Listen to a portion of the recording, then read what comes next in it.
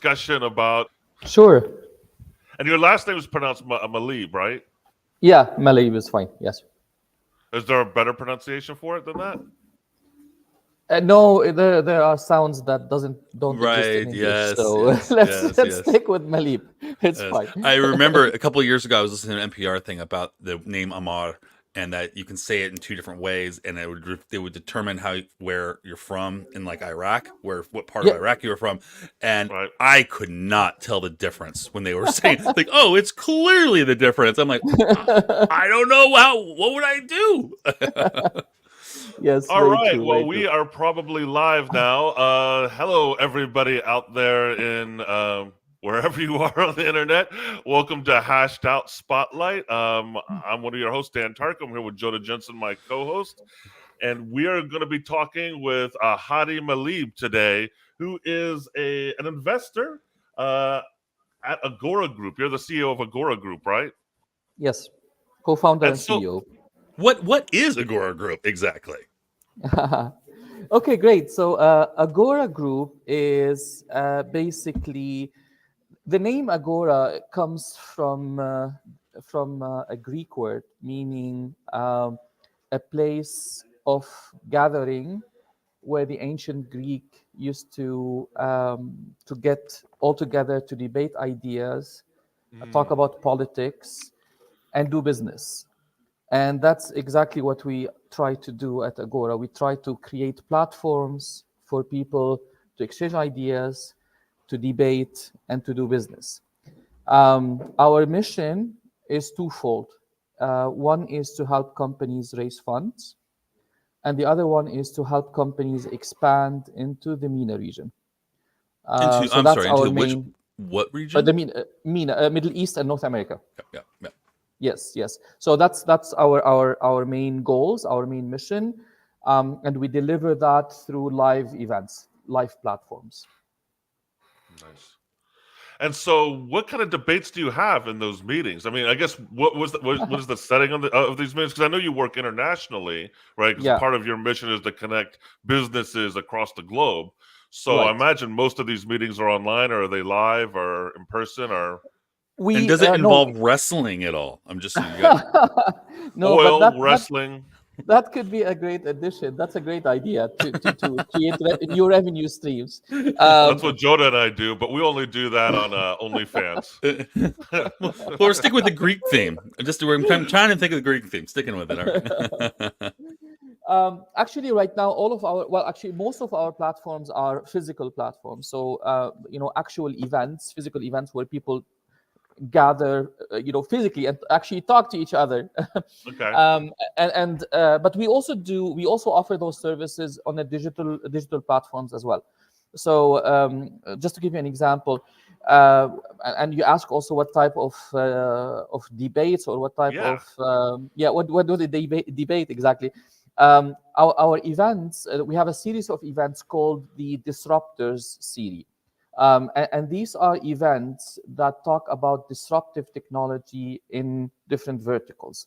So we have, for Okay. example, the Healthcare Disruptors Congress, we have the Education Disruptors Congress, we have the Cybersecurity Disruptors Congress. This is all around, well, we try to put the idea out there that, things are not working like they used to, um, because of a conversion of multiple breakthrough in technology, and we need to change everything basically to adapt. So that's That's basically the whole premise Interesting. behind. Yeah, I'm hearing the word Yes. disruption a lot, like a yeah, lot, yeah. right? Joda And, does and not like disruption. well, and then there's also the word innovation we hear a lot and stuff. And so, Yes. in the early days, disruption was used as both provocative or disrupting, but also as considered purely positive for the most part. We're going to make the world a better place. Why disrupt? What's the need for disrupt? The word disrupt was, personally picked because I wanted to invite debate. I wanted people to ask me, why the hell are you calling this the healthcare disruptors? Why is it the healthcare innovation or the healthcare digitization forum? And I wanted to stir that debate. And I said, because disruption goes beyond modification or adaptation. It goes beyond that. It is not only about technology. It is about how the end result will look like and what is the process to get to that end result. So I did want to use that word specifically, disrupt. Interesting. And I think also disruptors, I mean, you're not always in control of them, right? I mean, they kind of Right. emerge from the complexity of the world, and sometimes the disruption is it's just there, right? You're not necessarily producing it; it's producing itself based on the multiple variables coming together.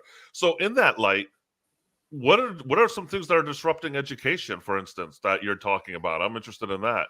Yeah, so we're just now finalizing the program of our Education Disruptors Congress, and what we wanted to do is we wanted to have an event or a conference that looks at the entire learning process of a human.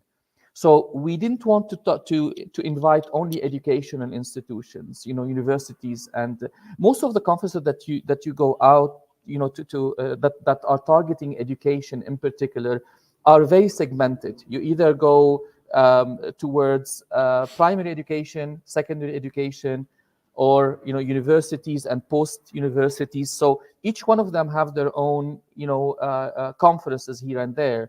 What we wanted to do with our event is to look at the entire learning process of a human, from the day that you're born, your formal education, the education that you get on the job, the education that you get on the, and we wanted to emphasize the fact that we continuously need to learn, unlearn, and relearn new things. So we wanted to talk about education, the formal process. We wanted to talk about talent development and corporate training. So these two segments coming together, and we wanted to talk about the technologies that are changing all these things together. So we wanted to, I mean, artificial intelligence is the big white elephant in the room in What's that? I've education. never heard of that before. Yes, exactly. Artificial what? Yeah, I mean, and it Insanity, is artificial insanity, Dan. That's AI. yeah. And Oh, okay. it's a scary technology to a lot of people, because they don't know the extent of how it can actually impact life as we know it. Elon Musk just recently said that there might not be paid jobs anytime in the future. So I mean, can it go to that extent? I don't know, but I really want to be at the center of that conversation. I really want to know what people that are much smarter than me are saying about these things. That's can I interject on that? So you're Sure. exploring this notion, disrupting and bringing it in education and other things. And Dan and I have had conversations in previous episodes of that we've done in other shows around education and the false, I'm gonna use the word quotes, false dichotomy of work, basically, right? There's this, we've had this bifurcation. You're educated, now you're doing. Where in my world, and I do work in the security space, and because I'm also a part of the experience and product design sides, in my world, it's a constant iterative process, right? I do wonder, is the world in the future a different place other than this bifurcation of education versus now you're producing, right? Because then you got to come up with the words and the language that reforms or disrupts this universe. And the concepts that, like Elon Musk, it's one of the reasons I actually appreciate a lot of things he says, because he says things that are really provocative, but also make a lot of sense when you start thinking when work can be done, labor can be done by machines, by AI. So what's the place for the human? Where do you find this relationship between education and work? And are you playing with that when you're disrupting? And do you think that there's going to be casualties along the way? Well, I mean, that's a great question. Elon Musk is definitely a disruptor because he changes or he says things that makes you question what you thought were fundamental, unchanged truths. And that's what I like about him. I don't agree with everything that he says, of course, but I mean, he does stir a lot of ideas that you wouldn't have probably thought of if it wasn't being presented in the way that he presents it. Now about the education and the job and learning and all these things in general. I mean, the institutions of learning were set up a long time ago, and they were set up to produce laborers and basically qualified labor to certain industries. And these industries have changed tremendously in the last 100 years, while the education institutions are still very anchored in almost the same way that we have been learning for the last 100 years. You get a classroom, you get a person who delivers information, you get pupils who are trying to absorb this information. And I think this is what we want to disrupt. Even the way that this information exchange is taking place. A lot of people right now are saying that people don't learn as well if they are sitting, as opposed to moving around and playing. Physical movements when you are being taught something is much more effective than an environment where you're just sitting down and absorbing. There was statistics that says that it takes 100 repetition, for example, for you to know how to do something. If you're doing this while playing, it takes 10 repetition to produce the exact same result. So the concept of the event that we wanted to do is definitely not only technology driven, but we want to look at these things as well. How is it that we are now teaching people? Well, I work in higher education. I'm actually a dean of a library, and one of my roles is professional development, training faculty on teaching. And I think first I will agree with you. Higher ed is slow moving. It's moves at the speed of molasses to make any change, right? But there is a growing mindset change around education and higher ed, around active learning and doing what you're talking about. Flipped classrooms would be a great example, where you put the content online where people can watch the videos and the lectures, but the classroom and person time is spent with the active learning and group work and constructivist based learning, so that people are building skills by working together and collaborating. Yeah, what about wrestling while learning? How about just wrestling? And wrestling by learning, that's what we do to warm up. I mean, that's kind of the icebreaker in class. Get up and wrestle the person next to you. Yeah, that's good. I've got lots of complaints about that and a couple of Title IX investigations, but it's cool. Right. I can imagine. It's all's good over here. Don't worry about it. We're clothed.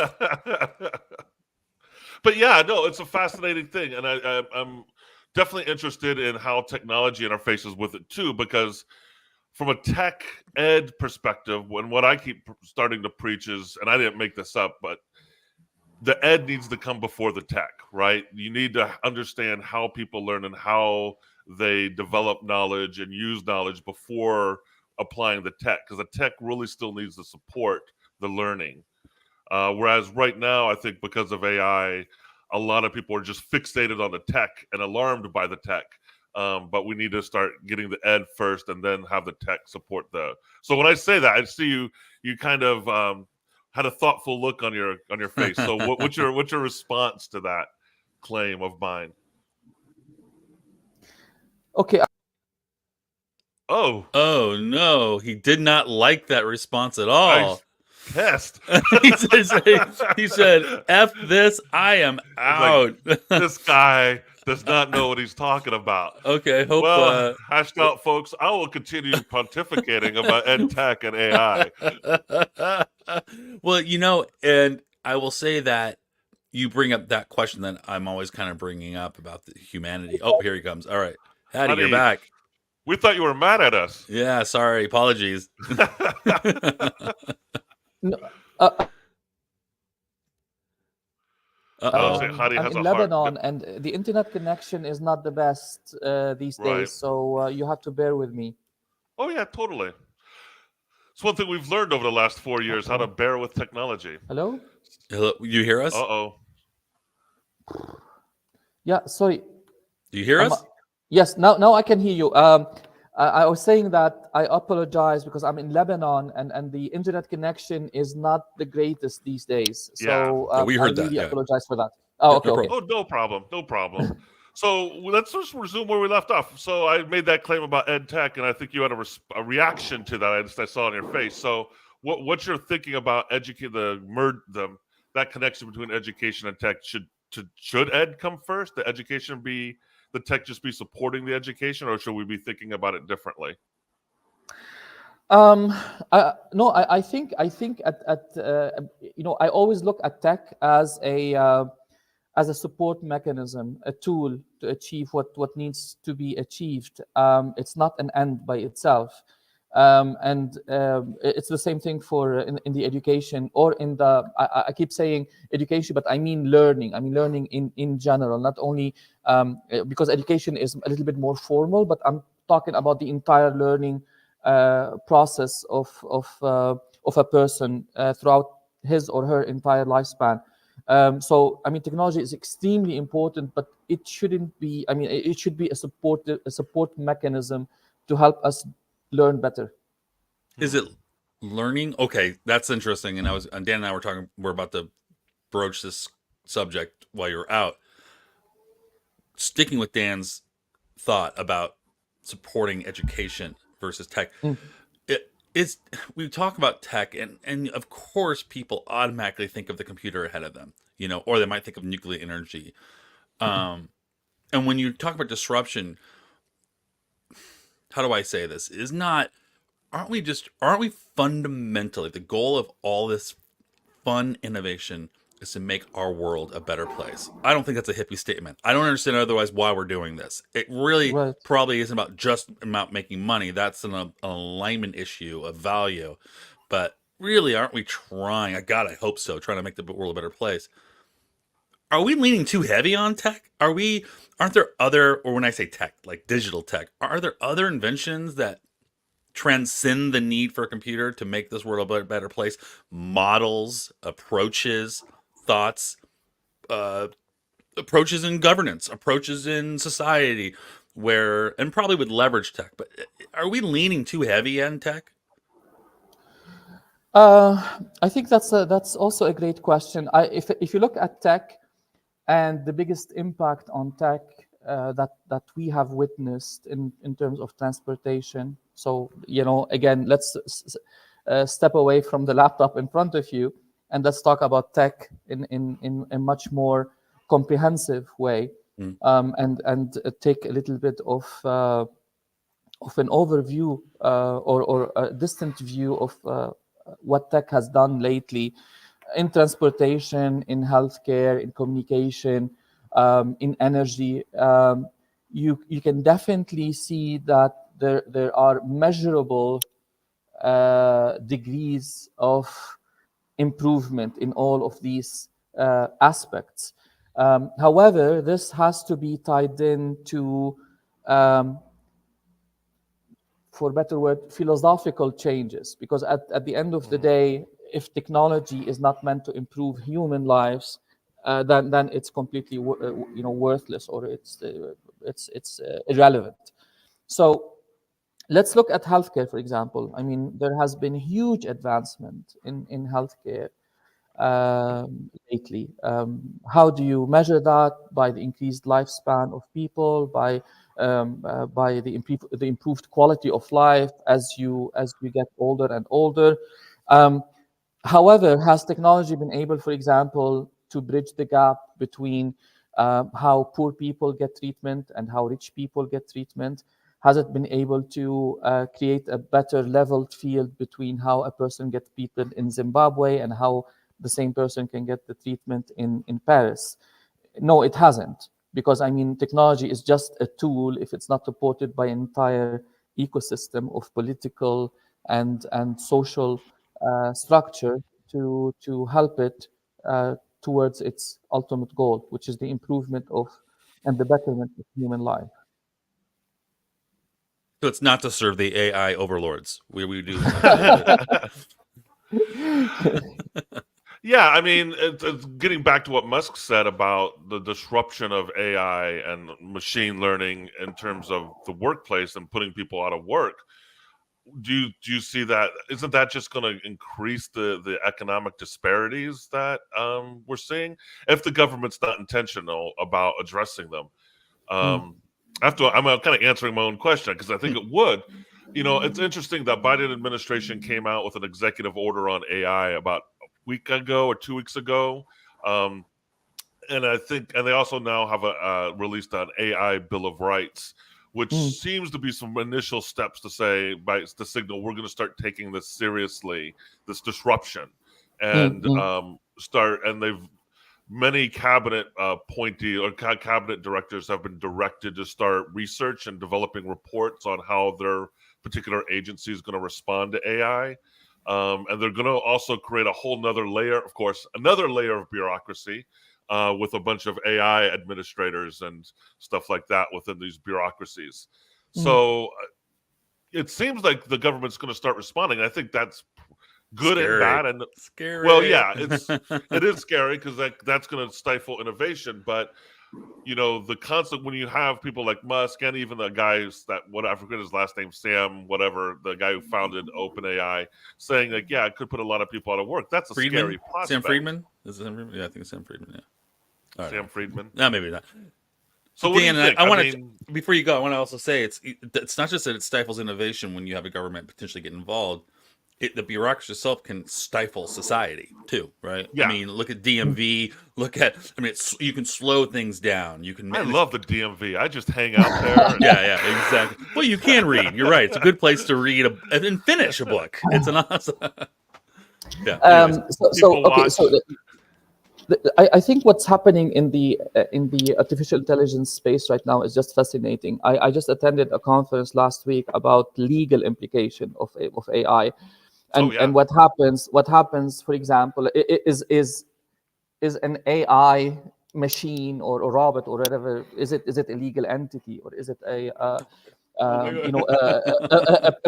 it a person? Can Does you it have sue rights? them? Yeah, can you sue them? I mean, if it is operating on a human and it kills the human, who's responsible for the death? Is it the hospital? Is it the robot? And is it the guy who created the program? I mean, there's so many things right now that have to be looked at completely differently.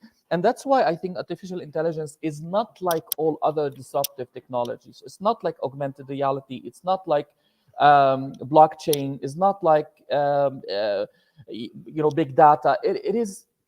It's leading us toward some really fundamental changes that we cannot even predict yet. I mean, this thing can change life so dramatically that it is really, I don't think that anybody can understand the potential right now. And I think this is why, even though I know from an entrepreneur perspective, we all hate when government starts sticking their hands into innovation.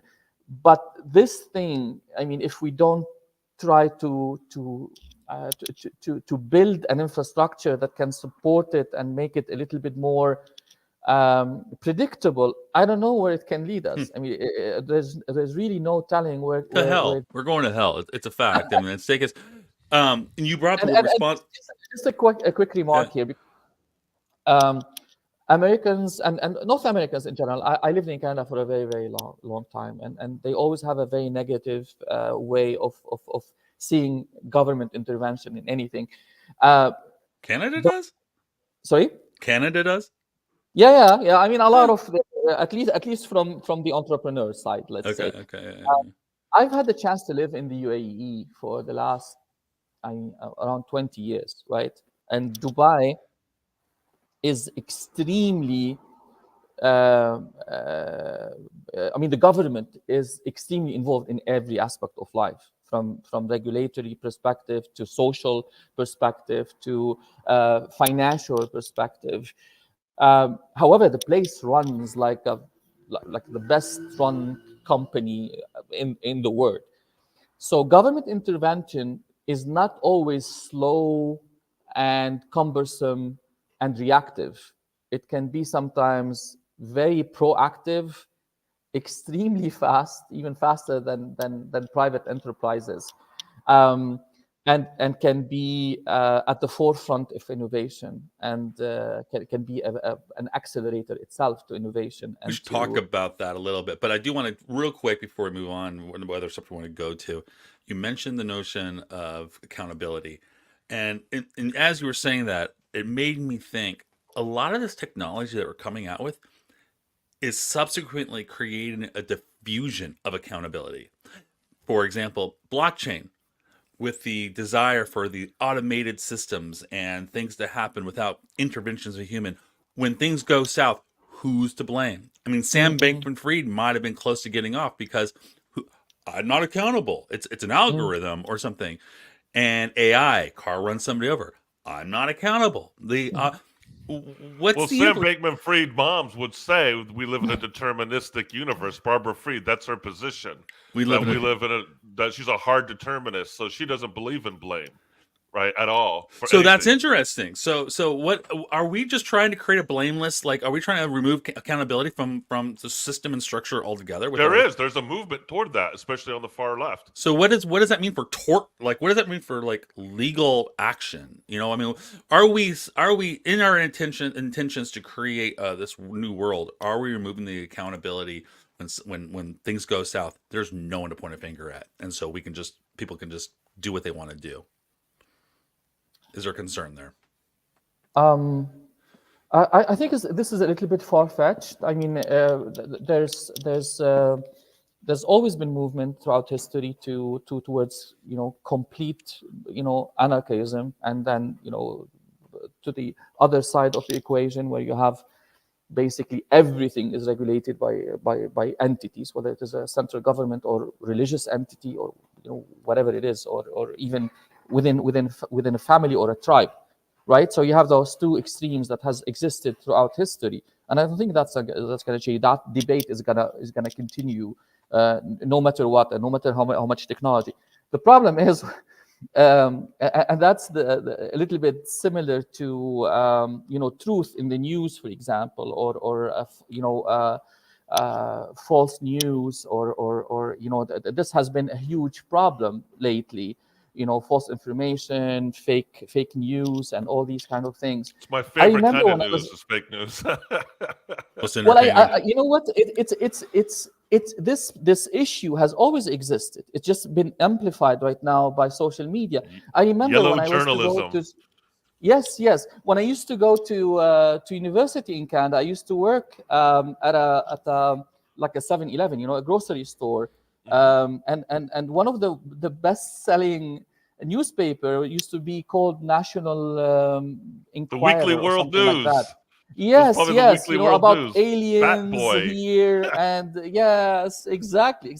And now it's the same kind of news right now, just amplified a billion times because of the social media outreach. So I mean, those debates that are fundamental to society in general are being amplified and are being championed by people that don't understand half of what they're saying, and this is not going to stop. Well, maybe accountability is society 1.0. I don't know. Maybe accountability is not even the word. When you have distributed systems, I mean, yeah, accountability is hard, So what we say in higher education, the great thing about a committee is there's nobody to blame for the decision. It's true for all committees, it seems like, right? Yeah, exactly. Yes. So, that's very true. It's like who's at fault? No, yeah, exactly. Yeah, it's hard to blame people. Yeah. So I think we want to get into what do you do? So you have these disruptor meetings with your company, right? Where you identify disruptions in society, but your company is really about connecting people across the globe, companies across the globe to do business. Right. How do you do that? How does that emerge from these disruptor sessions? Okay, so the disruptive series are usually they have two components to it. There is a content component where we try to get the best speakers out there to come and talk about specific issues and debate them, and we have a commercial aspect to it because at the end of the day we want to make money. And usually our revenue stream comes from sponsors who are usually tech companies that are involved in these disruptive technologies, and they want to be exposed or they want to be connected to potential clients. Nice. And the same thing we do for when our events are investment driven. So our biggest event, which is the Global Blockchain Congress, is not about the implementation of blockchain technology and use cases of that technology. It is a pure investment platform. So this is an event that is curated towards crypto projects that are raising funds and meeting with investors that are looking to invest into blockchain-based projects. This is an event that has been going on since 2018. We were one of the pioneers to approach the subject in Dubai and in the region here. And we've done 11 editions so far in Dubai. We do this event twice or sometimes 3 times a year. The 12th edition of the event is coming up on December 11th and 12th. We've also done 2 international editions. We've done one last year in Hanoi, in Vietnam, and we've done one this year in the UK, in London. Hopefully also looking into doing a global blockchain congress in the US next year. Awesome. And in this particular event, we usually host around 150 institutional investors. So these are crypto VCs or crypto funds, family offices from the region here. Family offices are very big in the Middle East, and some high net worth individuals. And in a typical event, we have around 20 to 25 projects that are looking to raise funds. So these are sponsors. They sponsor the event to meet with the investors. And the events are focused on pre-scheduled and pre-arranged one-on-one meetings that take place in specific time slot during the 2-day conference. Okay. So the curation of the Kind of like curating speed dating for It is. investors. It is.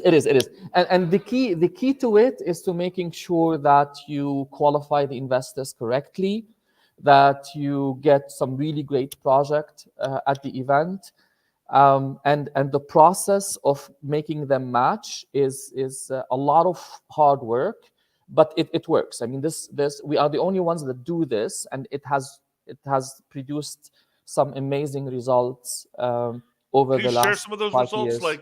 When I'm hearing you talk about this, it sounds really exciting, especially if I were a startup entrepreneur, right? Like I could go and get some venture capitalist investment from Right. the crypto space.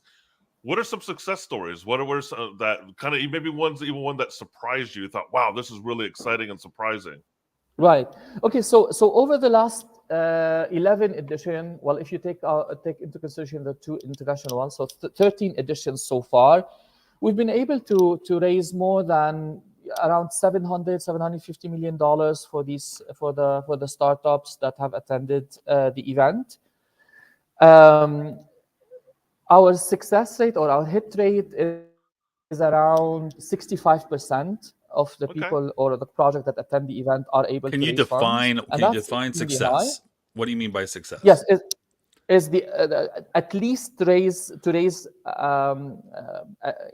a minimum of $250,000. That's how we defined it. Okay. And let me go through the process very quickly because I think it's this is what makes it different. So as I mentioned, we have 150 investors, and let's say, for example, we have 20 projects.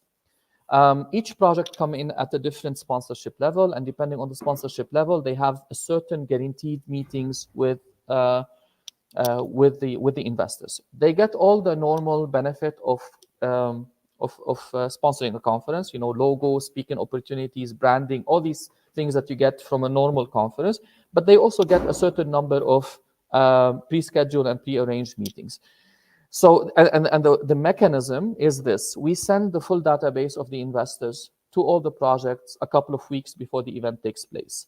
The database is broken down, so they have the name, the contact detail of every investor, their title, what type of investors they are. Are they a VC, a family office, high net worth individual fund, what is their minimum ticket size, how much they, or their average ticket size, what do they invest in usually, and the last 3 investments that they have made, plus are they interested in token investment or in equity.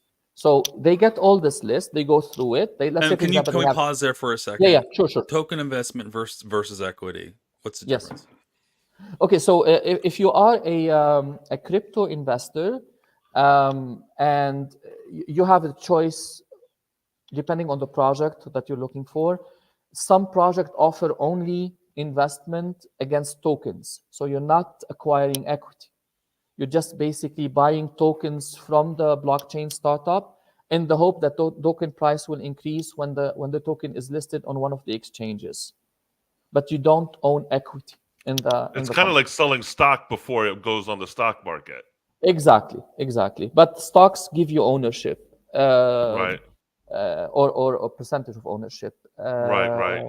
Yes, tokens don't. They're usually you usually buy token because you believe that the token utilization in the project that you are invested in is really good, and it will increase in value. So so we send all this information. So let's say, for example, if your sponsorship package allows you to have 15 meetings, we ask you to pick 20 investors that you want to meet with, in case somebody drops off at the last minute, and there will always be cases where people drop off at the last minute. So you do your pick and you send it to us. We do the same thing for the investors. We send them a list of the project that are attending the event. We say, this is the project, these are the founders, this is the problem that they are solving, this is how much money they're raising. If they are raising against equity or token as well, if it's against equity, what's the valuation of the company? And the investors will get to pick as well. So, okay, we want to meet these. This looks interesting. They send us the request. We have a software that takes that into consideration and produces a personalized itinerary for everyone attending the event. So it's a lot of work. It's a lot of work, but it works. I mean, the format works. It's much more effective than just being in a pitch competition where you're pitching to a whole bunch of investors. You don't know if they are interested in you. You don't like Shark Tank? Well, this sounds like Shark Tank a little bit, actually. So you just described a value proposition. What was the pain point that you were trying to solve? You make using your words, you say something like the conference and exhibition industry is broken. Yes. How is it broken, and what were you solving for?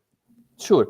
It is broken from a sponsor perspective. If you are a sponsor in Dubai, if you want to attend an event or a conference, you can attend a conference, one in the morning, one at noon, and one in the afternoon, if you wish. There are so many conferences out there.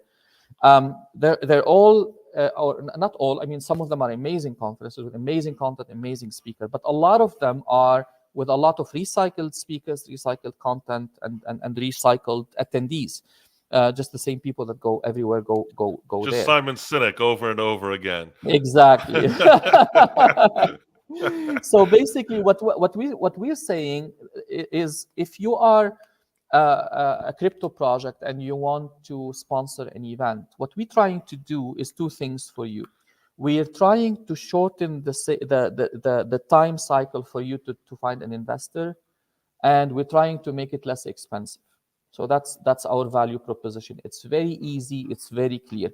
If you are to go and look for who are the VCs in the crypto space, who are the funds in the crypto space, who are the family offices that are operating in this space, and then try to reach out to them, and then try to book an appointment with them, and then try to see if you can meet with a decision maker, and then fly to meet this guy in Dubai, and then fly to meet that guy in Hong Kong, and then fly to meet that third guy in Miami. It will take you a full year of full-time work and hundreds of thousands of dollars to get that done. What we are offering is we do all the legwork for you guys. You come over a 2-day period. This process will tremendously shorten the time that it will take you to meet those investors, and will make it much less expensive. Nice. That's definitely a value proposition right there. Very clear, very crystal clear. So if Tarker, getting- Dan Tarker, who's starting a Tarker coin, wants to, and he's just in his basement where he's where in his room, right where he's at. I'm in my basement, Yes. my lovely basement, and we are. And what? So can he? Are you an avenue for him? I mean, he's not Absolutely. connected to anybody in the. He's a tech guy. What would he contact? Where does that start for someone like Tarker coin? Sure. I mean, our website is agoragroup.ae. So this is the starting point. And then people can go, and we have all the contact details on the website, so they can approach us for the event. We are very proactive. We are very well connected in the crypto community from all over the world. Most of the projects that come to us are actually referred to us by investors or people who have attended the event previously. We've been able to create a very solid brand and very trustworthy brand in an environment or in an ecosystem that is very famous for its fly-by-night operators. What? Unfortunately, What? I don't believe you. Fly-by-night people in the crypto space. Yes, unfortunately, and to be honest with you, we've been able to. I mean, we're very proud of that because it is different because that space is still a little bit the wild west, we've been able to build a model that is that has been repeated over and over again. I would be the first one to admit that the first couple of editions we had problems. Our main problem for us as the organizer was not getting revenue from sponsors. Sponsors, if you tell them you're gonna meet investors, they will come. The problem, or our major challenge, was to identify who are the real investors, and who are not. And in an environment like Dubai, there's a lot of people that are pretending to be, something that they are not. And that process of identifying who are the real investors and only confirming them to come to the event has made the event what it is. How do you right determine now. that? How do you determine that they're a real investor versus right wannabe? now, right now it's very, very easy because we have now our roots in the industry. We know the players. We understand who's who. We even know which VCs now are raising their own funds, so they cannot deploy funds. So they cannot. We don't invite them because we know that they cannot deploy funds. To that extent, we've become extremely well connected and very in the know in the industry. At the beginning, though, the process was extremely painful. We still follow the same process. Even people we know, we get them to sign a contract with us that they are the decision maker in their own organization, that So they they're are accountable. actually now, yes, that they are now that they are actually deploying funds. And usually for the fund deployment, we used to ask people if they can provide us with financial statements, but it became a little bit of an iffy issue because people don't like to disclose this information. However, there are other indicators. What? I There share are my other bank statement with everybody. Our presidents share their stuff all the time. What are you talking Oh about? yeah, taxes. Trump had no problem. He had sharing no his problem tax sharing statements. his taxes. It's not an issue, whatever. So there are other, we ask around, we ask their competitors, their friends, about their situations. We ask also what are the last 3 investments. If they haven't done an investment in 6 months or 8 months, it's a red flag. So there are pieces of the puzzle that you put together, and after you do that, you have a pretty clear picture of who's who. So we're coming close to the end of the hour, so I definitely want to get into a success story, right? Like, or a couple of things that came out of this process, because we've done a deep dive into it. So what are some success stories? What are some things that you're like really proud that you were able to connect businesses and connections you were able to make for people? And we want the really secret ones that you're not supposed to tell us about. Yeah. Well, I can share some of the big names because it's public over there. We've had some of the largest organizations raise funds through us. Companies like Algorand and Casper Labs and Elrond. Elrond, when they first came to us, they was just still a very small startup, and they were very successful. I would And what share do they do? Because I don't know. What do they do? yeah, they're a layer one foundation. They layer one blockchain foundation. So they build the actual infrastructure of the blockchain space. However, I mean, we've had a company, and this is probably one of the best stories that that we have, and that was in our first blockchain event, the first ever that we've done. And we got a company where the founder is Spanish and he lives in Mexico. And he called us and he said, I want to come to the event. And he said, okay, great. And he said, what are the available option? And we gave him the available option. And he said, okay, well, I'm still a startup. I can only afford the basic package, and the most basic package. And we said, okay, that's okay, no problem. He said, okay, I'm going to pay half now and then half closer to the event. He said, okay, no problem. He paid half. And then right a couple of days before the event, he calls me and he says, listen, I still don't have the other half. I asked my dad to wire me the money, but it's going to take a little bit of time.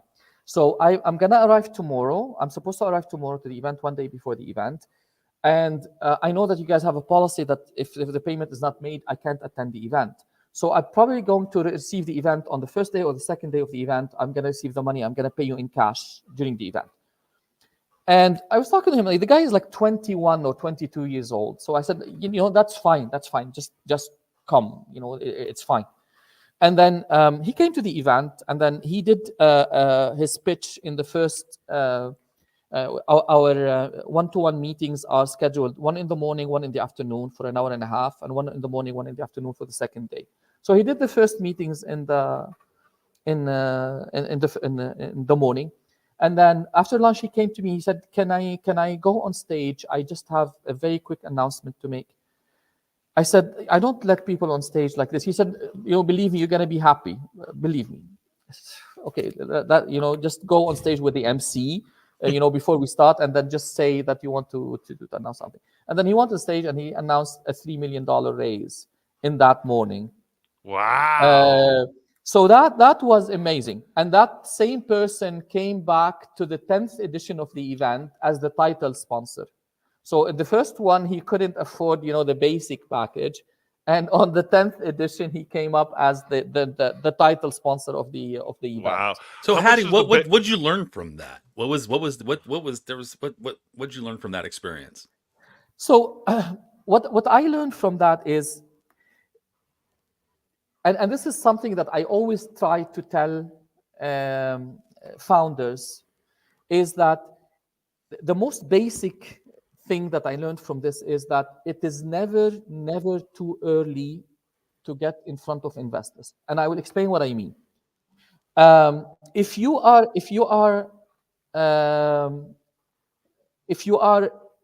right now just starting the process, you get your team together, you get your MVP, you get your ideas all together, but you're saying, okay, I don't want to talk to investors yet. I need to get this, done before I can go out and start pitching investors, or I need to hire these kind of people before I go to pitch investors. I think that's a major problem. I will tell you why. Because investors, sometimes you think that you are reinventing the wheel, and nobody has ever thought of this great idea that you got, and you're this amazing genius that has just uncovered a gold mine. When you go and you talk to investor, and I encourage you to do that as early as possible, they probably have heard this idea 10 times before. Right. They can tweak it for you, and they can guide you. Don't look at investors only as a pool of money. These are people that are pitched day in and day out. They are seasoned professionals. They have like on Shark Tank. I mean, they've seen it all. They can say, okay, listen, this would work, but you need to do that. And these small advices can save you years of trying to do it on your own, and trying and failing and trying and failing and trying and failing again until you get it right. So, and that was the case with this guy. I mean, he has done a lot of work, but he has He was never afraid of going to the investors and say, listen, this is what I got. This is what I've done. I've done a lot of work on this. I've put a lot of money on my own. What is the next step? And one of them was super impressed by him. And he said, okay, you know what? We're going to go as your lead investor.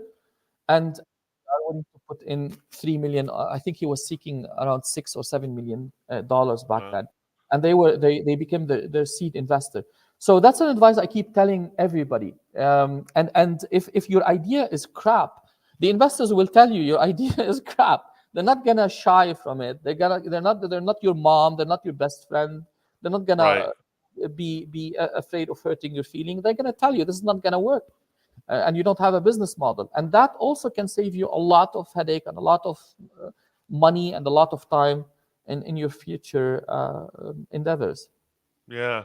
So that kid who came in at 21 and scored the $3 million investment, what was the investment in? What was his business proposition? It was a digital marketing agency based on blockchain. It wasn't something that was revolutionizing, healthcare or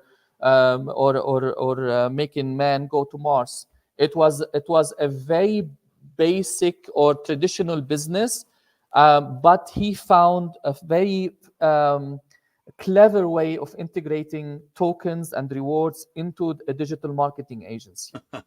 Interesting. What's your idea on the phrase investors invest in people, not ideas? What's that mean to you?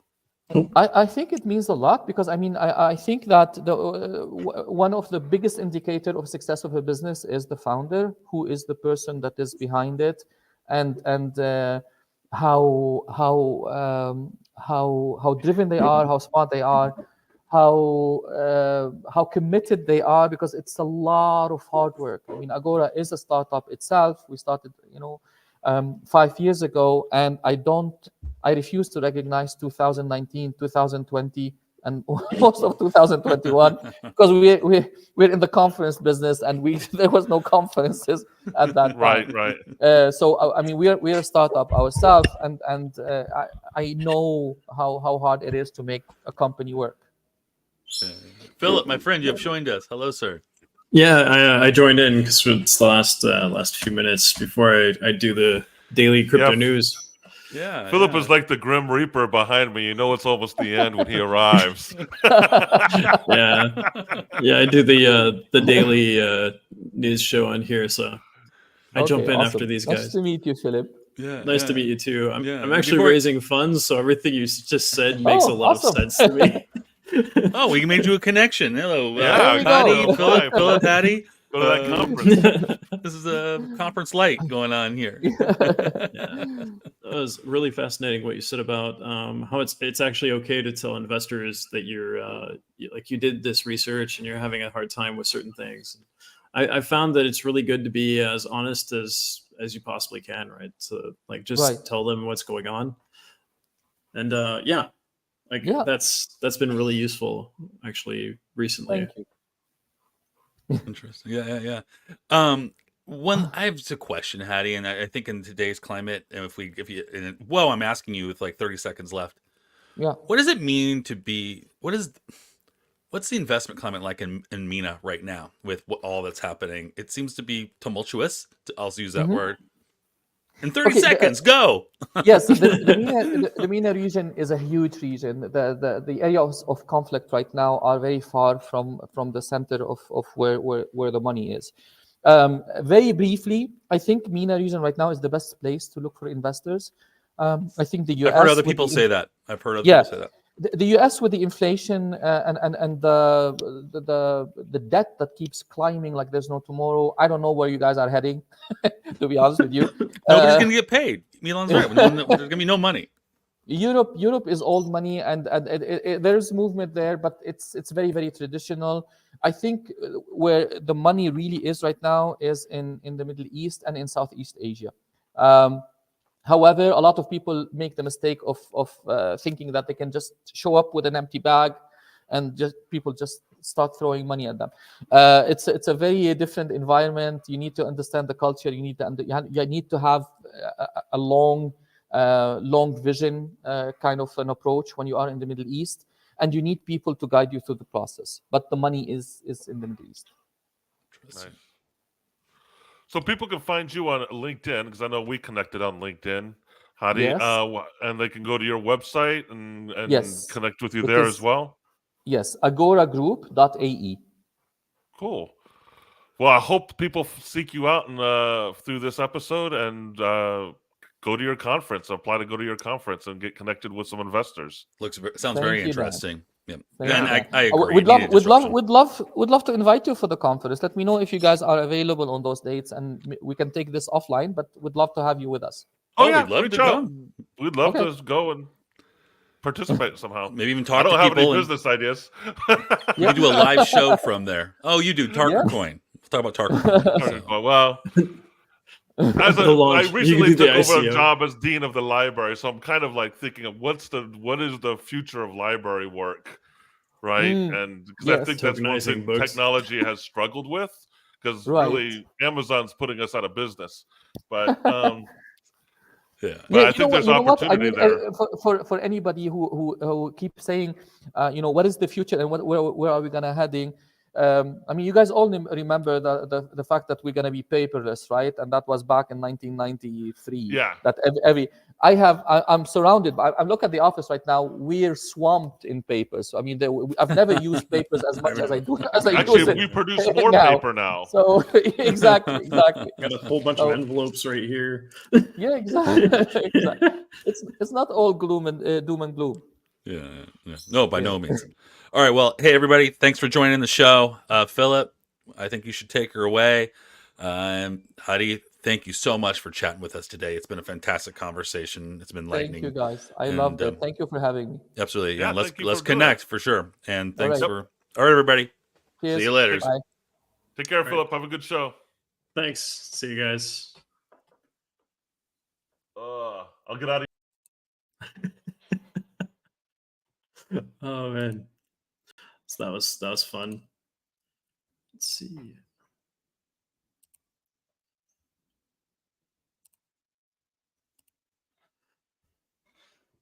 All right, I hope you guys enjoyed that. I know I did. I was listening to quite like most of the show. I did have my headset turned off in the middle, so I couldn't hear everything, but it was good from my end. All right, let's jump into the news, shall we? And then look at the market, because from what I've seen, the market's done some strange things since yesterday. All right, so yesterday we talked about Certic's allegations about the Rock Solana Saga phone.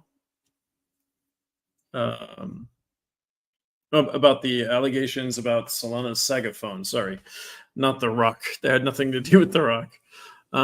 Centralized Exchange IO or CEXIO relists XRP. We talked about that. We talked about BlackRock submitting an S1 application for Ethereum ETF. Oh, wait, we didn't. Let's start with that.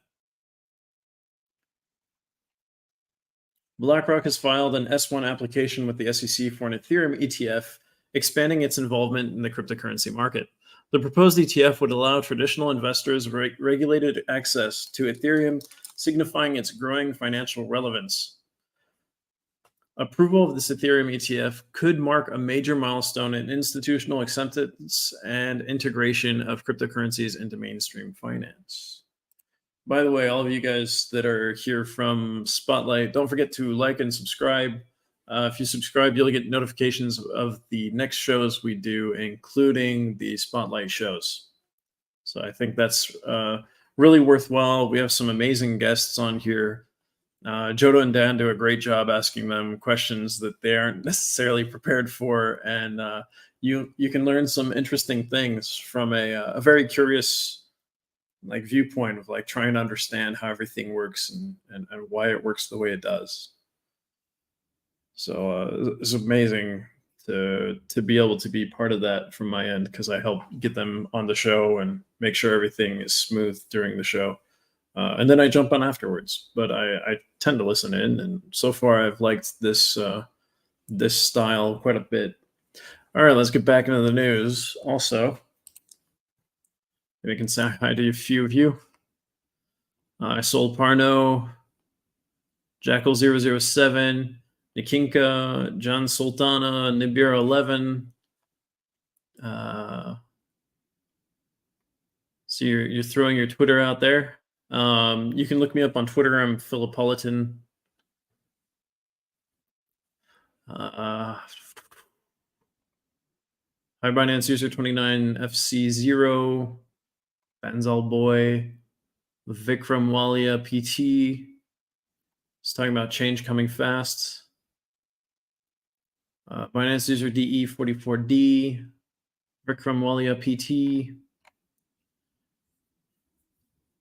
Yeah, Jonathan 1407, SM Samrat 01741. Nice to have you all with us.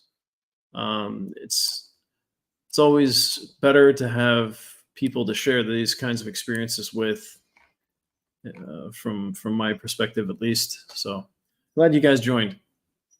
All right. Over 950,000 wallets set to benefit from Jupiter's token airdrop on Solana. Let's take a look at this.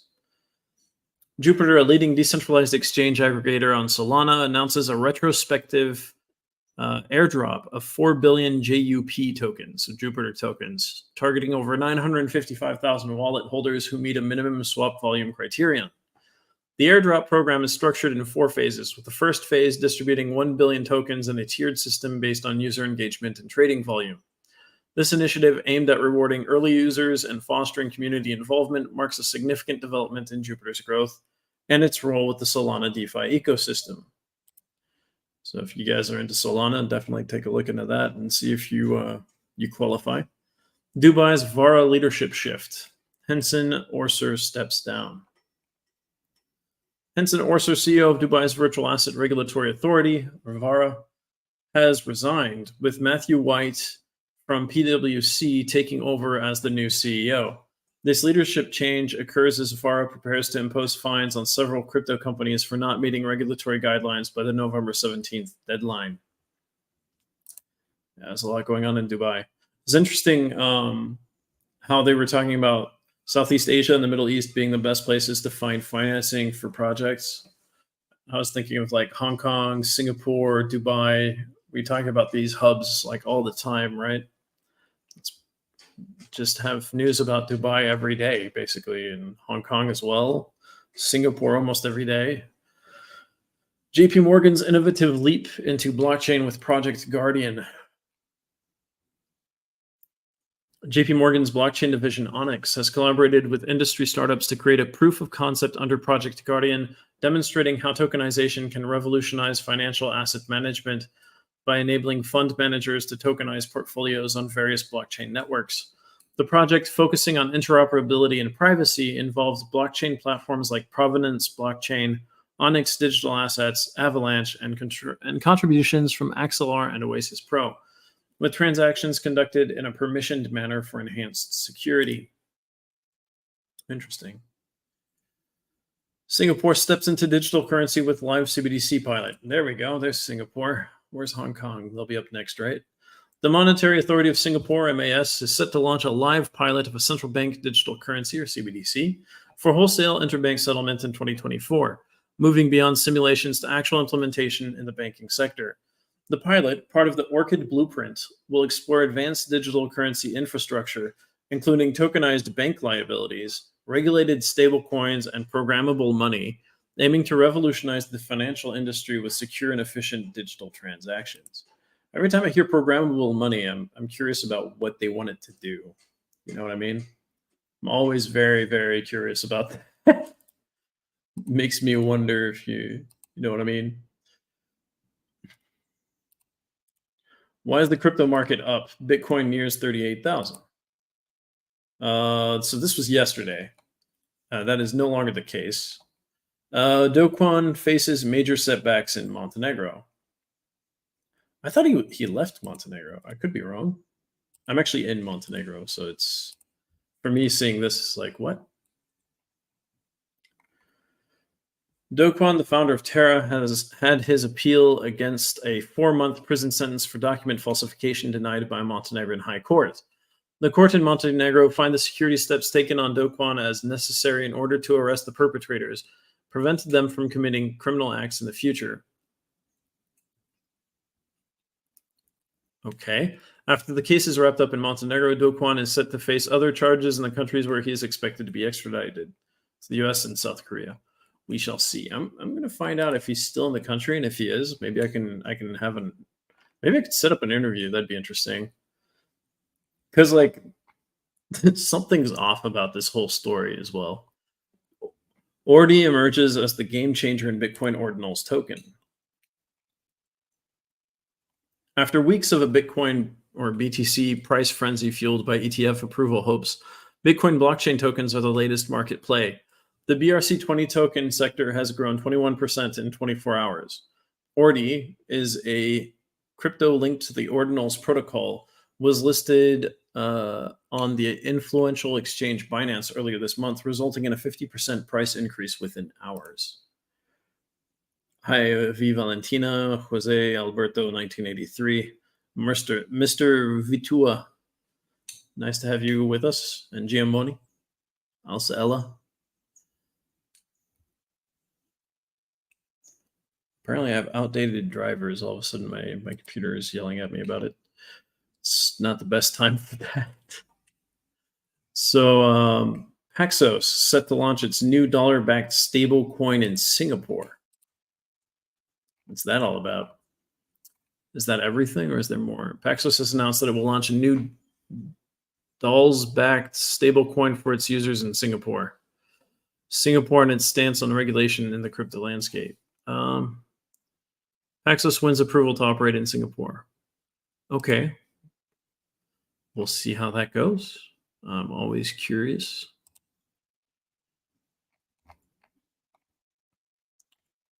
PancakeSwap launches its blockchain gaming platform. What? Maybe I'm too late to the gaming scene. Let's see. Decentralized exchange PancakeSwap has announced the launch of its blockchain gaming platform, Cake Tokens, and fueling GameFi success.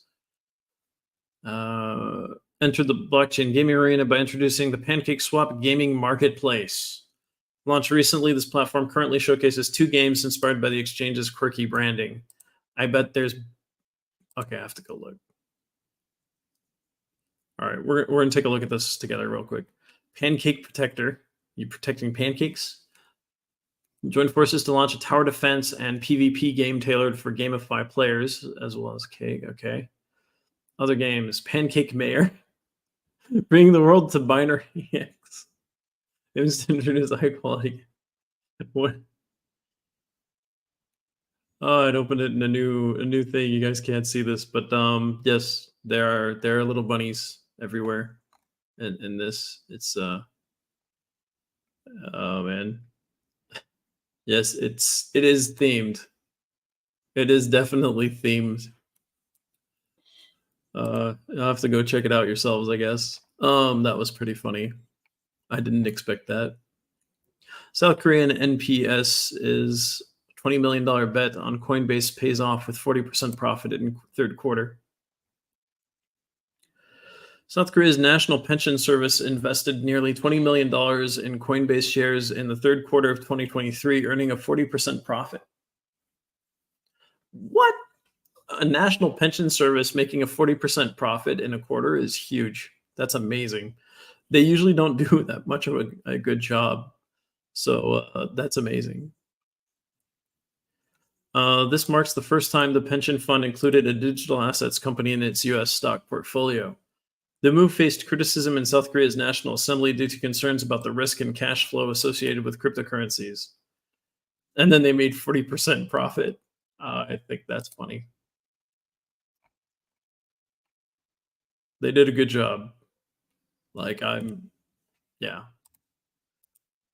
I salute you, South Korea National Pension Fund. 40% profit in one quarter it's really good for the retirement of your people. Trio arrested for $10 million bank fraud scheme involving cryptocurrency. Let's take a look at this. 3 people were arrested for stealing $10 million from banks and converting it to cryptocurrency. They recruited individuals to open bank accounts, manipulated wire transfers, and doubled the money. Cryptocurrency's anonymity poses challenges for law enforcement in combating cybercrime. So the individuals are Zhongxi Gao, Neifeng Zhu, and Fei Jiang. They face multiple charges, including bank fraud conspiracy, wire fraud conspiracy, money laundering conspiracy, and aggravated identity theft. The arrests were made by authorities in the Southern District of New York, and if convicted on all charges, the trio could face a maximum sentence of 82 years. The alleged criminal activity spanned from 2018 to approximately 2022 and involved the recruitment of individuals primarily from China and Taiwan who were temporarily residing in the United States. It's probably a language barrier thing. Interesting.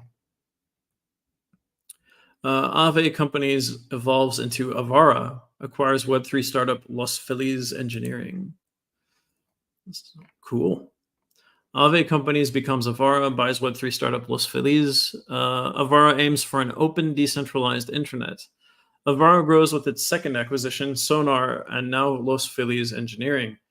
Avara, formerly known as Aave Companies, has undergone a significant transformation, including a rebranding effort and an acquisition that strengthens its position in the blockchain and Web3 space. The company has unveiled its new identity as Avara. Talked about the acquisition,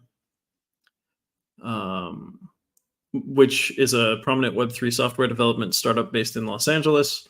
These strategic moves mark pivotal steps in Avara's mission to foster an open, decentralized internet that promotes equity, participation, and innovation.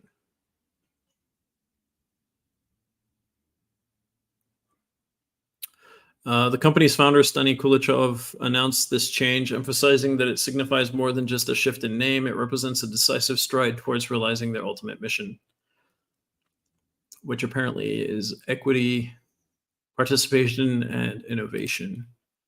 I'm not sure what they mean by equity, but in politics, that usually ends badly. Hopefully in business, it ends better. Dubai's Virtual Asset Regulatory Authority appoints new CEO as it commences fining spree. Oof. The new CEO for Dubai's Virtual Asset Regulatory Authority, as the regulator is set to fine a dozen crypto firms. Matthew White, new CEO, is an expert in cybersecurity and digital trust and has worked with Vara as the regulator launched. Vara is calling on more than 1,000 firms to finalize their registrations by November 17th or face regulatory consequences. So that's in Dubai. More Dubai news. I said we get a lot of Dubai news. Tether Holdings dives into Bitcoin mining with $500 million investment plan. Tether Holdings Limited is investing $500 million over 6 months to become a major player in Bitcoin mining, aiming to build facilities in Uruguay, Paraguay, and El Salvador. The company targets a 1% share of Bitcoin's total computing power by the end of 2025, marking a significant expansion beyond its main stablecoin business. Amid a competitive mining landscape and upcoming events like the Bitcoin halving, Tether's strategy includes investing in existing mining operations and adapting to market conditions with flexible mobile mining setups. It's fascinating that they chose South America for that. Was not expecting that. So Pyth Network to airdrop. Let's see. 255 million tokens to 90,000 wallets. Hi, Fresh Rich. Nice name. It took me a second because it's not spelled normally. Hello, Maliha Rahman as well. Nice to have you guys with us. I recognize a lot of your names. It's funny that been doing this for a while now. Pyth Network, and a DeFi pricing oracle's competitor to Chainlink, plans to airdrop 255 million tokens to 90,000 wallets next week. The Pyth tokens will be claimable starting November 20th, targeting users who interacted with apps using Pyth data or engaged with its social channels. While Chainlink currently leads the price oracle sector, Pyth's distinct approach of using first-party data sources and upcoming token listings on exchanges like OKX and HTX could significantly impact the market. Interesting. What are the odds of China making an economic comeback? It's this little bear. The debate on China's economic future includes optimistic views like the IMF's 5.4% growth forecast for 2023, amidst concerns about its real estate sector's downturn. Economic experts discuss the need for China to shift from export-driven growth to increasing private domestic demand, with different views on political versus structural obstacles. Solutions for economic recovery may involve significant wealth redistribution and developing a welfare state focusing on empowering China's poorest citizens.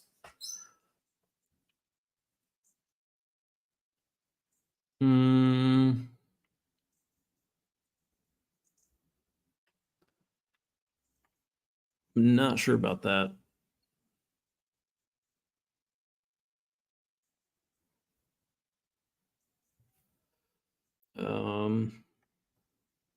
Yeah, that's not common economic theory right there. Like,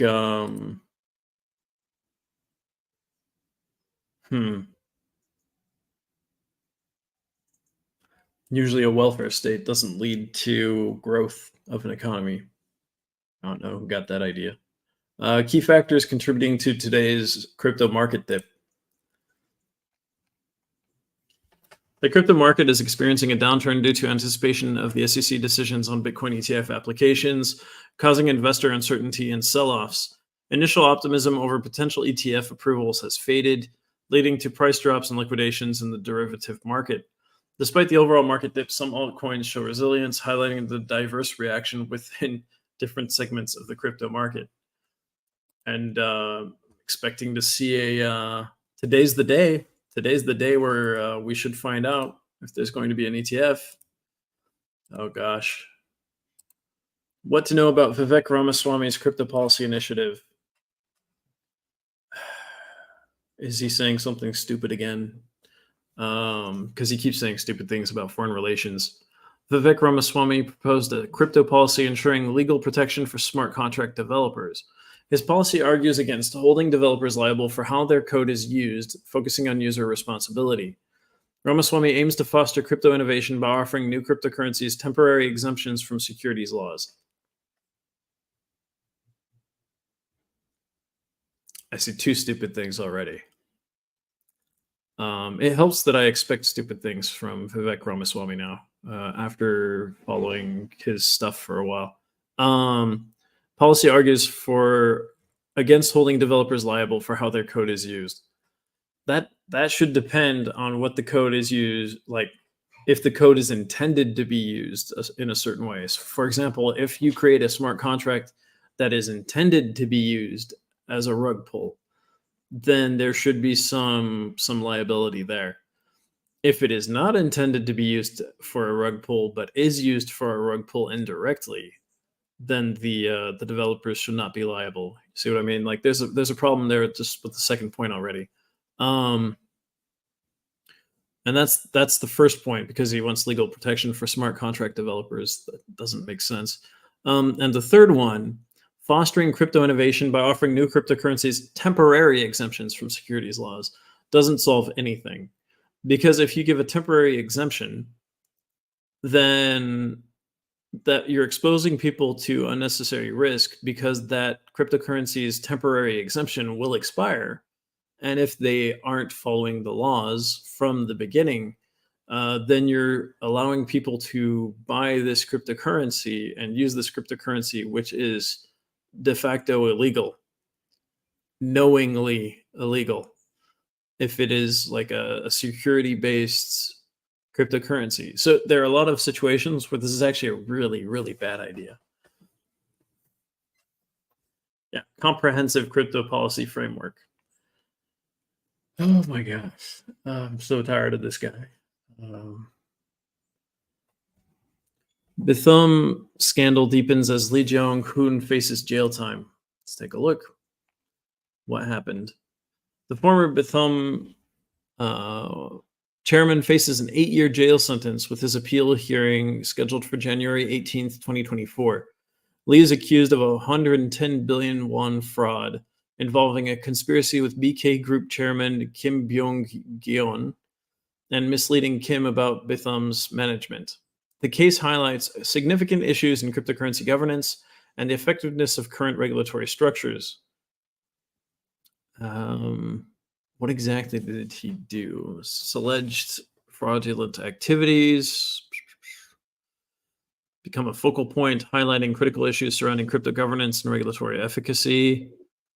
Lee Jong-hoon stands accused under the Act on aggravated punishment for specified economic crimes, with allegations of a 110 billion won fraud involving a conspiracy. Central to the prosecution's argument is the claim that Lee misled Kim about co-managing Bithum and listing BXA coin on the platform. Additionally, Lee faces accusations of restructuring governance to benefit from coin exchanges while circumventing financial regulations. Aha. There it is. Regulations again. You can't just go around regulations. When you're creating something, you need to think about the regulations, do your research. Always do your own research, It's what we tell people before they invest in things. It's the same for this. Ripple CLO accuses SEC of shady practices amid the legal battle. Let's take a look at this. It's Chief Legal Officer. Ripple CLO Stuart Alderodi, the Chief Legal Officer of Ripple, criticizes the SEC for engaging in questionable practices. Alderodi's allegations gained support from federal judges, indicating judicial skepticism towards the SEC. He accuses the SEC of suppressing information and inconsistencies in decision-making. Interesting. Not the first time. Coinbase Commerce revolutionizes on-chain payments with new protocol. Let's take a look. Innovative update in digital payments. Coinbase Commerce has introduced a significant update with its new on-chain payment protocol, revolutionizing the world of digital payments. The enhancement is designed to make transactions not only faster and more cost-effective, but also more seamless and user-friendly. The update significantly benefits both merchants and customers by simplifying the entire payment process. It supports an extensive range of cryptocurrencies, thereby broadening access to financial services and fostering a more inclusive digital economy. Interesting. IOSCO sets forth crypto market regulation recommendations. The International Organization of Securities Commissions has released crucial recommendations for regulating the cryptocurrency sector, marking a significant step towards establishing a global regulatory framework for crypto assets. Addressing crypto market risks. So these recommendations focus on mitigating risks such as market abuse, conflicts of interest, and client asset protection, aiming to enhance investor protection and promote fair, efficient, and transparent crypto markets globally. Sounds good. Hopefully, if you look into the details, it is. So CFTC commissioners advocate for urgent crypto regulation. I keep seeing all these different regulatory, like these different enforcement bodies asking for more clear regulation in the US, and then I don't see the legislator actually doing anything about it. The CFTC commissioners Christy Goldsmith Romero and Kristen Johnson call for urgent crypto regulations, highlighting the need to segregate customer deposits and safeguard consumer interests following major crypto entity collapses. Emphasis on creating clear rules for crypto asset custody and the need for congressional directives to expand the CFTC's regulatory authority beyond derivatives to include spot market assets. Upcoming market structure reforms and collaboration efforts focusing on customer protection in crypto. Yeah, it makes sense that they'd be worried about it. It's their job to worry about it. Singapore launches live CBDC trial for interbank settlements.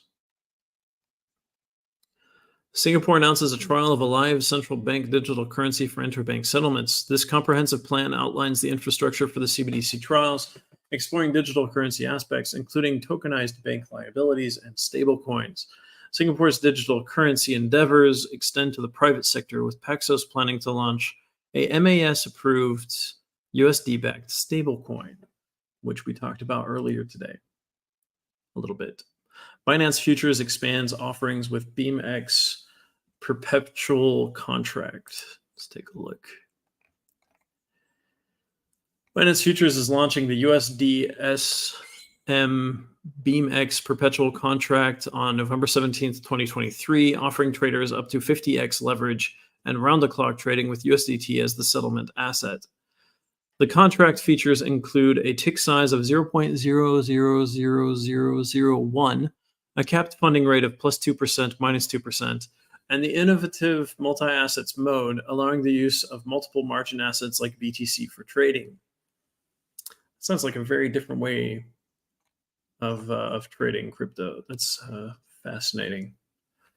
So if you guys are interested in any of that, definitely take a look to get a bit more information. Otherwise, now we're going to go check CoinMarketCap and see how the crypto industry is looking right now.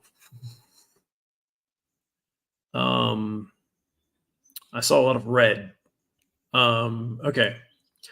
The global crypto market cap is $1.37 trillion, a 2.94% decrease over the last day.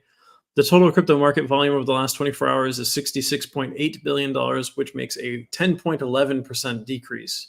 The total volume in DeFi is currently $7.94 billion, 11.88% of the total crypto market 24-hour volume. That's gone down as well.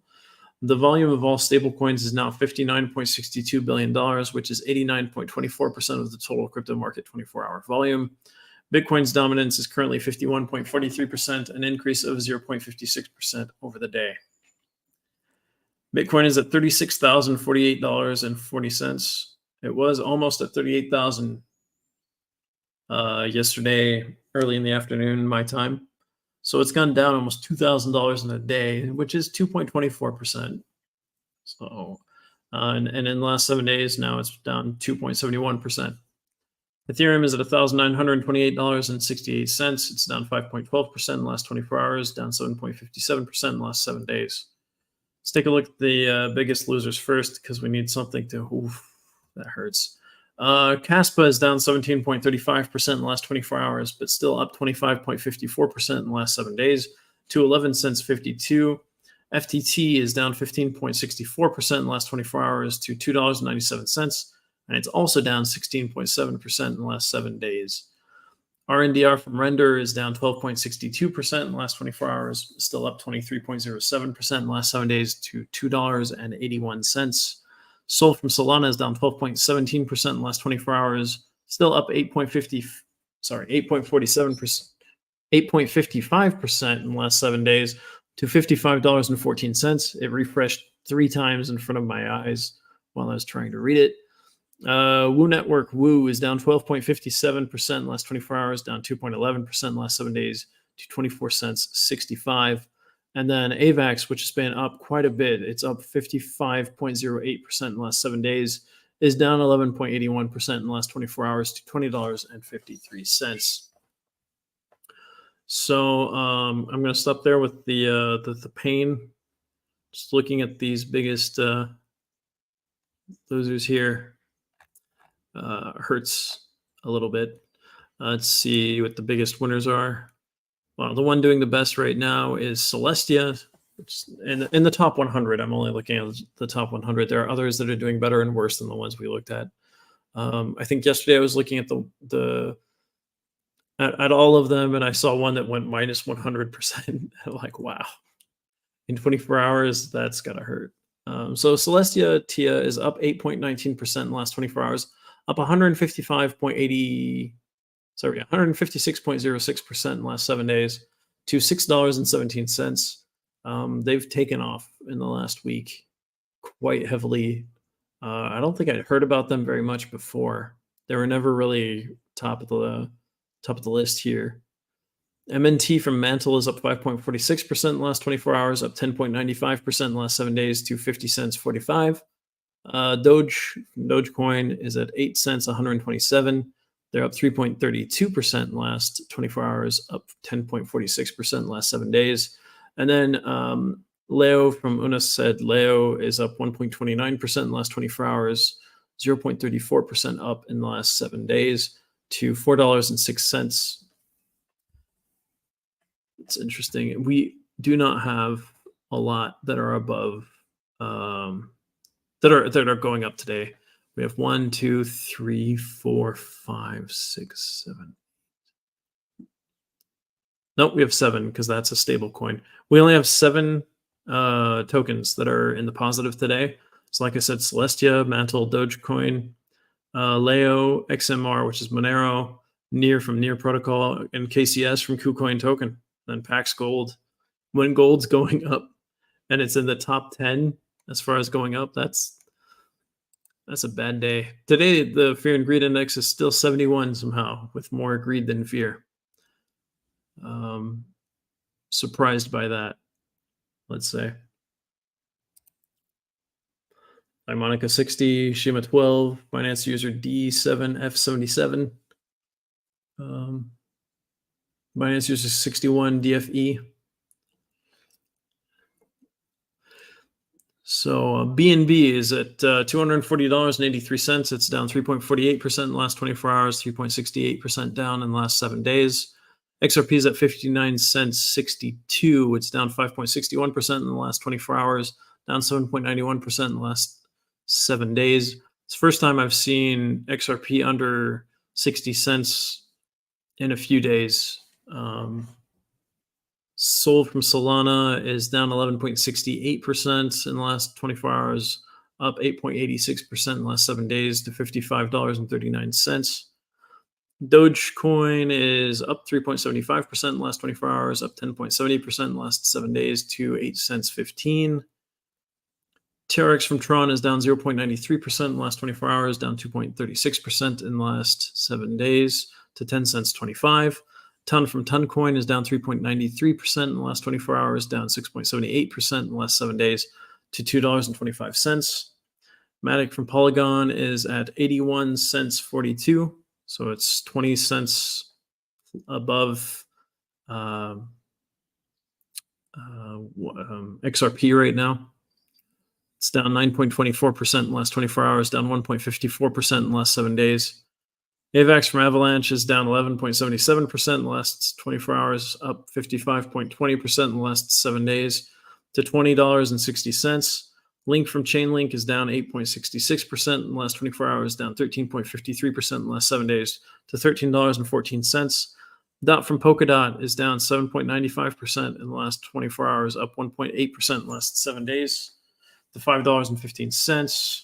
I always skip wrapped Bitcoin because it just follows Bitcoin with some lag. Let's put it that way. DAI is a stable coin. I don't look at stable coins either. Litecoin is down 4.42% in the last 24 hours, down 3.73% in the last 7 days to $69.35. SHIB is down 2.92% in the last 24 hours, up 4.48% in the last 7 days. And Bitcoin Cash is down 4.10% in the last 24 hours, down 5.26% in the last 7 days to $225.15. So today the market's not looking that great for a lot of these. Avalanche dropped from 11th place to 13th in the last 24 hours since the show yesterday. That's like, yeah, that gives you an idea of how hard it is for these ones in this part of the pack to see where they are right now. We're going to see a lot of movement, it looks like. And it's all based on, human emotion right now. None of this is based on logic. So it's like, is there going to be a BTC ETF? Is there going to be an XRP ETF? Is there going to be this kind of ETF? But the fake news about the XRP ETF, XRP went up and then it dropped. And when it dropped hard. And it's still dropping. It hasn't gone back up since that fake news. And it's all emotional. Like the up and down in the market is very much linked to human emotion. It's fascinating to see it's why we talk about fear and greed, basically. It's people getting tired of waiting to see if there's going to be a spot Bitcoin ETF, selling off their Bitcoin and selling off their altcoins. That's what it looks like right now. That's really the way I'm looking at it right now, this very moment. That's how I see what it is. So, yeah, it's interesting. What's funny, though, is the people that build these projects are still working on them, whether they go down or up. And so they probably don't look at these every day. I know when I was working on some projects, in kind of like the back end side of these projects, working on the technology, I didn't look at this every day, because it can make or break your day. Like, it can be depressing, or it can be very optimistic, the way you look at it. And so here, if you look at it from a trading point of view, this is a great time to look at it and be like, okay, do I think it's going to go down? Do I think it's going to go up? If I think it's going to go down, I'll wait for it to go down some more and buy some. If I think it's going to go down and I need money this month, maybe I'll sell. If I think it's going to go up, I'll just hold if I already have some.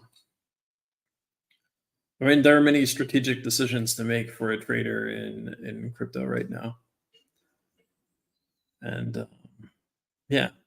And then today is the last day where we're going to find out if there's going to be a Bitcoin ETF from the SEC. So I expected this to happen tomorrow if they postponed or refused the Bitcoin spot ETFs at the SEC. So this is fascinating to me to see that it drops the day of rather than the next day if things didn't go as planned, kind of thing. So that's interesting. It doesn't always coincide with the news, but it does coincide with the feelings of the people that trade. And right now, it looks like they're just not feeling it. But you can't always trust the market to know what's going on. So we'll see. We'll see what happens. All right, that's the show for today. Definitely, please like and subscribe. Be amazing to have your support in that way. And join us Monday. We'll go over all the weekend's news, and I'm expecting there to be a lot of news since we're seeing so much fluctuation between yesterday and today, where yesterday we were at 1.4 trillion, and today we lost $0.03 trillion in market cap for crypto globally. So that's insane. That's a huge difference. I'm expecting to see a lot of changes over the weekend. So Monday we'll have a regular show, and sometime this weekend I want to play a game and stream it. Again, I haven't done that in a long time. So if you guys enjoy that, and then we can talk about crypto in the comments, of course, and blockchain in the comments, and trading and whatever you want linked to this in the comments. It'll be awesome. There is actually a game I started playing while streaming, and I haven't finished it. I was taking over Japan in Total War Shogun 2, Fall of the Samurai.